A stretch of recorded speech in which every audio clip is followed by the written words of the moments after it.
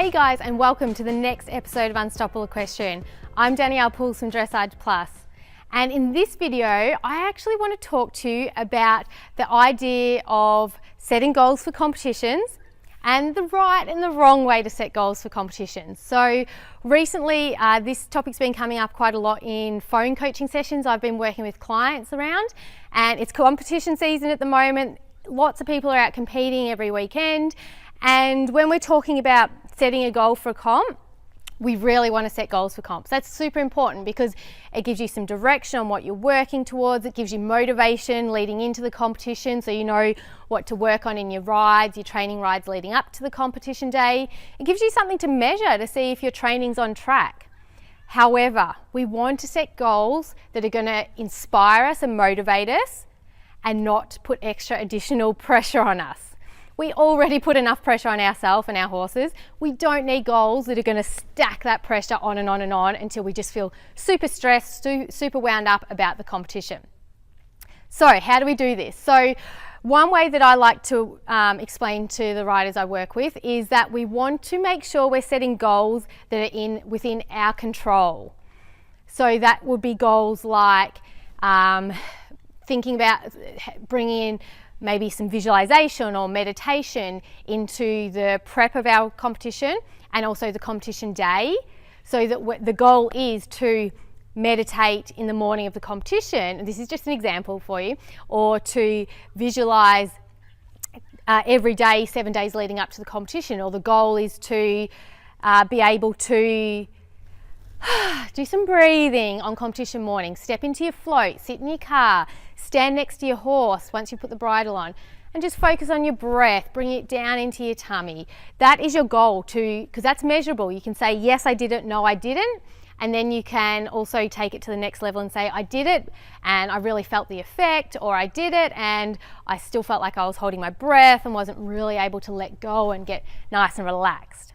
So these are the type of goals we want to set. You can also set goals on improving the relaxation within the warm-up, or being able to do a certain exercise. Remember to do a certain exercise in the warm-up. So maybe breathing in the warm-up, or riding certain transitions in the warm-up, because often if we're feeling nervous, we get into the warm-up, our brain takes over, our body goes to the fetal position a lot of the time, and our what if thoughts are going crazy, and then before we know it, it's the end of the warm-up and we didn't ride how we would at home in our training sessions. We didn't do transitions, we didn't correct our horse when they fell on its face or trotted off too fast. So your goal could be to stay present in the moment and correct your horse when you feel like things are not going so well.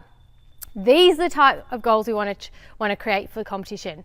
The goals we want to avoid for competition day or leading into a competition is goals like winning or placing in a comp, or coming into a certain place, and goals like setting a certain percentage so that you are hoping to get 60-something%, for example. So these are the goals we want to avoid. We don't want to put that extra pressure on ourselves to perform. We already have enough pressure, like I said before. So if we put the focus on improving certain aspects of the way we're going to prepare for comp and certain aspects of how we're going to warm up, that will make us ride better in the arena anyway. That will make us feel more relaxed and confident going into the competition day, compared to if we say, I want to come in the top 6, or I want to come in the top 3, or I want a 65%, or whatever it might be, or not knock a rail down, I want a clear show jumping round.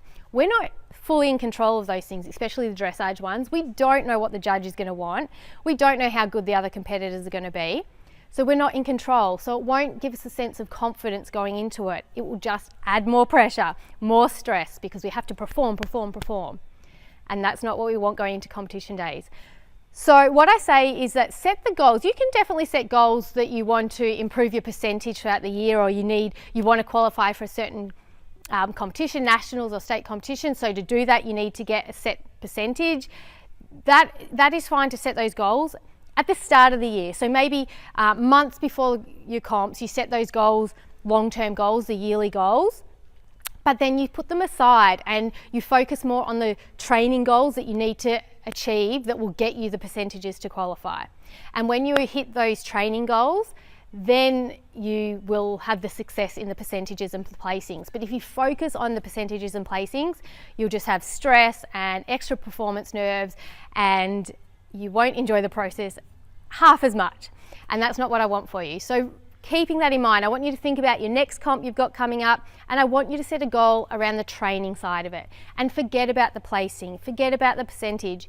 If you hit and nail the training goals, your percentage will show, your placings will be better than if you hadn't have hit those training goals. So focus on improving your preparation and your quality of the way you're riding and the way your horse is moving. So I hope that makes sense, guys. Have fun with it, and I will see you in the next video. Bye.